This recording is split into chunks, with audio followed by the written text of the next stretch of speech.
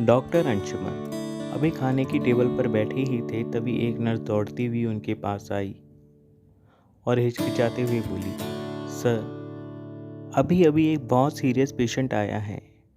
कोई और डॉक्टर इस समय अवेलेबल नहीं है। क्या आप उस पेशेंट को देखेंगे? हाँ हाँ, क्यों नहीं। इतना कहकर डॉक्टर अंशुमन नर्स के साथ आईसीयू में चले गए। मरीज की स्थिति वाकई में ही बहुत गंभीर थी। मरीज की नाजुक स्थिति को देखते हुए डॉक्टर ने तुरंत ही ऑपरेशन करने का निर्णय लिया। मरीज के परिवार के सदस्य ऑपरेशन की बात सुनकर डर गए। एक तो इतने बड़े हॉस्पिटल में वो अपने मरीज को लाने में कतरा रहे थे, और फिर अब बात जब ऑपरेशन की आ गई तो ऑपरेशन के लिए कितना खर्चा होगा, यही सोच सोचकर उनका दिल बैठा जा रहा था। उनको यूं इस प्रकार परेशान देखकर डॉक्टर अंशुमन ने कहा, अभी आप खर्चे की चिंता मत करो, ये हम बाद में तय कर लेंगे। अभी मरीज की जान बचाने के लिए ऑपरेशन करना बहुत ज़रूरी है। भारी मन से परिवार के सदस्यों ने अपनी सहमति ऑपरेशन के लिए दे दी। लगभग 2-2.5 घंटे के ऑपरेशन के बाद डॉक्टर अंशुमन ऑपरेशन थिएटर से बाहर निकले। उनके मुख पर शांति थी। उन्होंने परिवार वालों को बताया कि ऑपरेशन सफल रहा है। मरीज हफ्ते 10 दिन के अंदर बिल्कुल ठीक हो जाएगा, तब आप उसे घर ले जा सकते हैं। डॉक्टर की बात सुनकर परिजनों के चेहरे पर खुशी की लहर दौड़ पड़ी, परंतु अगले ही क्षण उनके चेहरे फिर मलिन हो उठे। अब उन्हें ऑपरेशन के खर्चे की चिंता सता रही थी। इससे पहले कि वे डॉक्टर अंशुमन से कुछ पूछते, डॉक्टर अंशुमन अपने केबिन में जा चुके थे। सप्ताह भर में ही मरीज की स्थिति में काफ़ी सुधार आ गया। मरीज को बता दिया गया कि 2-3 दिनों के बाद उसे अस्पताल से छुट्टी भी मिल जाएगी। मरीज के परिजन अब इस बात को लेकर चिंतित थे कि अस्पताल का बिल कितना बैठेगा, इसका अंदाज़ा उन्हें अभी तक नहीं हो पाया था। जब भी वो बिल की बात करते तो कोई ना कोई बहाना बना के उन्हें टरका दिया जाता।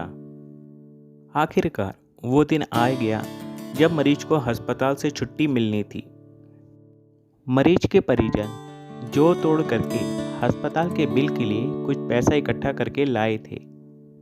जब उन्हें पता चला इलाज का बिल 2 लाख रुपए है, तो उनके पैरों तले जमीन खिसक गई। उनके पास तो बामुश्किल 35 से 40 हज़ार रुपये ही थे। को परेशान देखकर नर्स ने बताया, आपको चिंता करने की कोई ज़रूरत नहीं है। डॉक्टर अंशुमन ने सारी पेमेंट खुद कर दी है। नर्स की बात सुनकर उन्हें बड़ी हैरानी हुई। आखिर कोई डॉक्टर आखिर क्यों उनका बिल भरने लगा, किसी की भी समझ में कुछ नहीं आ रहा था। जब मरीज को इस बात का पता चला तो वह खुद भी हैरान हो गया।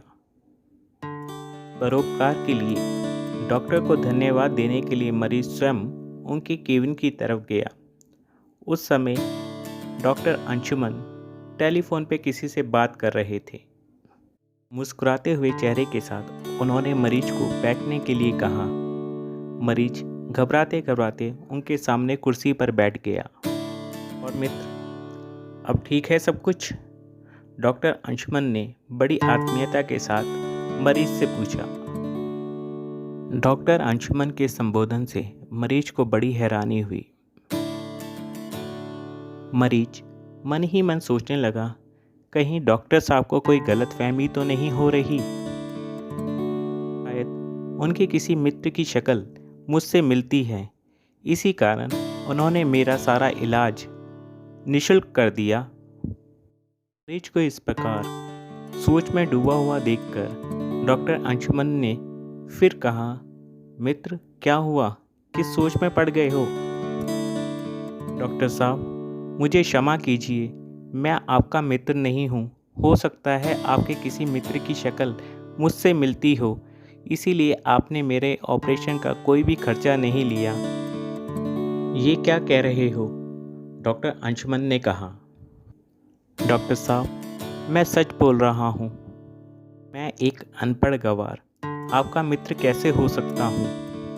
आपको ज़रूर कोई गलतफ़हमी हुई है, मरीज ने रुआसे स्वर में कहा।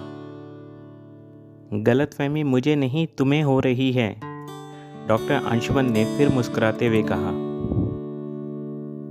मरीज की समझ में नहीं आ रहा था कि आखिर डॉक्टर साहब उसे क्या समझ रहे हैं, क्यों बार बार उसे वो अपना मित्र बोल रहे हैं। लगता है तुमने मुझे अभी तक पहचाना नहीं है, डॉक्टर अंशुमन ने हंसते हुए कहा।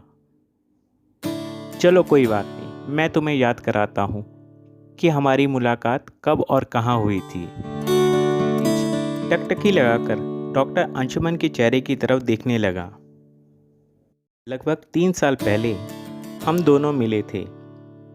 सूर्यास्त के समय शहर से दूर उस जंगल में तुमने मेरी गाड़ी ठीक की थी।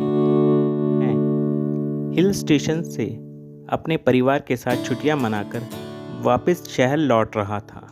रास्ते में अचानक मेरी गाड़ी खराब हो गई। गाड़ी को ठीक करने की हमने बहुत कोशिश की, परंतु वो ठीक ना हुई। उस सुनसान जंगल के अंधेरे रास्तों पर हमें अब चारों ओर खतरा ही खतरा नजर आने लगा। मेरे परिवार का हर सदस्य बुरी तरह डर गया था। अनिष्ट की आशंका से हम सबके हृदय कांप रहे थे। मन ही मन हम ईश्वर से प्रार्थना कर रहे थे कि वो हमारी सहायता के लिए किसी को भेज दे। तभी चमत्कार हुआ और तुम हमें आते हुए दिखाई दिए। मैं तुम्हें सहायता के लिए पुकारा और तुम हमारी सहायता करने के लिए आ गए। तुमने अपनी बाइक एक तरफ खड़ी करी और हमारी गाड़ी का बोनट खोलकर उसे चेक करना शुरू कर दिया। थोड़ी देर में ही तुमने हमारी गाड़ी को स्टार्ट भी कर दिया। उस वीरान रास्ते पर, जहाँ पर किसी आदमी का नामो निशान नहीं था, वहाँ तुम किसी देवदूत से हमारे लिए कम नहीं थे। तुमने निस्वार्थ भाव से हमारी सहायता की। जब मैंने तुम्हें कुछ पैसे देना चाहे तो तुमने उसे मना कर दिया। उस विषम परिस्थितियों में मेरी और तुम्हारी मुलाकात हुई थी। तुम अपने द्वारा किए गए उपकार को शायद भूल गए, परंतु मैं नहीं भूला। याद है जब मैंने तुम्हें ज़बरदस्ती पैसे देने की कोशिश की, तब तुमने कहा कि मेरा नियम है कि मैं मुश्किल के समय पड़े किसी भी व्यक्ति की मदद करते समय कभी कोई दाम नहीं लेता। अपने इस कर्म को मैं ईश्वर को अर्पित कर देता हूँ कि संभवतः उसी ने मुझे प्रेरणा दी होगी कि मैं ये सत्कार्य करूँ। इसलिए आप निश्चिंत होकर जाइए, अब आपकी गाड़ी रास्ते में रुकेगी नहीं। संभवतः तुम तो मुझे भूल गए, परंतु तुम्हारी स्मृति मेरे मन मस्तिष्क पर अमिट छप गई। मैंने कई बार सोचा कि दोबारा जब कभी वहाँ जाऊँगा तो तुमसे मिलने के लिए मैं ज़रूर रुकूँगा, परंतु फिर कभी वहाँ जाना ही नहीं हो पाया। मरीज डॉक्टर अंशुमन की इन बातों को बड़े ध्यान से सुन रहा था। उसे बड़ा अचरज हो रहा था कि एक छोटे से उपकार का कोई व्यक्ति इतना बड़ा बदला भी दे सकता है। तुम्हारे नियम को मैंने अपने जीवन में भी आत्मसात कर लिया। ये तो भगवान की कृपा है कि उसने मुझे प्रेरणा देने वाले व्यक्ति की सहायता करने का अवसर दिया। ऊपर वाले ने उस दिन तुम्हारे कर्मों को शायद इसी दिन के लिए रख लिया था। मित्रों, जब भी हम किसी की निस्वार्थ भाव से सेवा या सहायता करते हैं तो उसका प्रतिदान हमें अवश्य मिलता है। दोस्तों, आपको हमारा ये चैनल कैसा लगा, कृपया कमेंट बॉक्स में कमेंट करके बताएं। साथ ही यदि आपने अभी तक हमारे इस चैनल को सब्सक्राइब नहीं करा है तो कृपया इसे सब्सक्राइब करें, लाइक करें और ज़्यादा से ज़्यादा शेयर करें। धन्यवाद।